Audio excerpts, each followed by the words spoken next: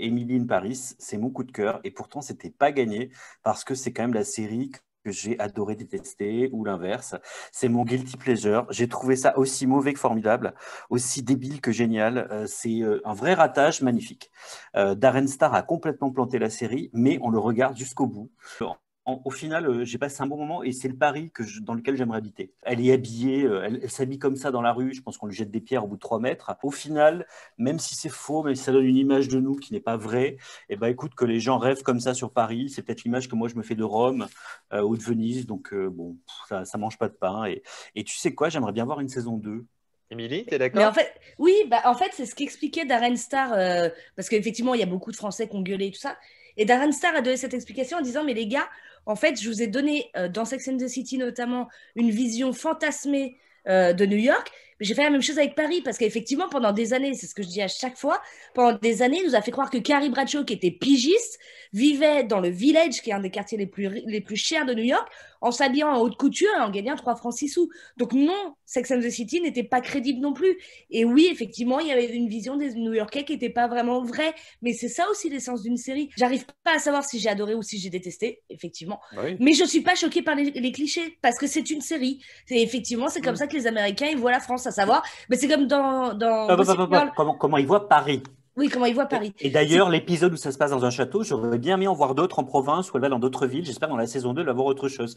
Après, c'est pas un documentaire non plus. Pour moi, c'est une espèce de bonbon, un truc un peu sucré, là, avec 3 morceaux de caramel à l'intérieur. Ça craque. Bon, on peut passer un épisode et passer au suivant, c'est pas très grave. Je trouvais que le procès qui était fait à la série était quand même assez violent par rapport à ce que ça voulait dire finalement. Et puis, j'ai pas trouvé que, même s'il y a des clichés effectivement qui sont un peu relous, tout ça, j'ai trouvé que quand même, il y avait des trucs.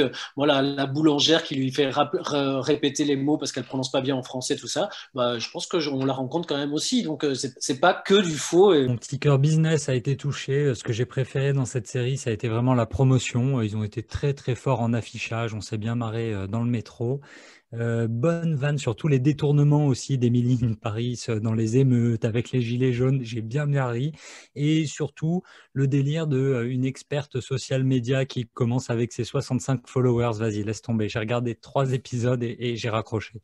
Je pense que de tous, je suis celui qui a le plus aimé en fait. C'est un vrai guilty pleasure, mais alors c'est surtout un pleasure quoi. J'ai adoré voir ce Paris totalement fantasmé, des clichés, mais qui sont, je suis d'accord avec Fabrice. Enfin, en plus, c'est dans une agence de com. Objectivement, on est très très proche de la réalité. Là, pour le coup, le côté professionnel est assez peu inventé. Et mes enfants, des experts des médias sociaux qui ont 65 followers sur Instagram, il y en a plein.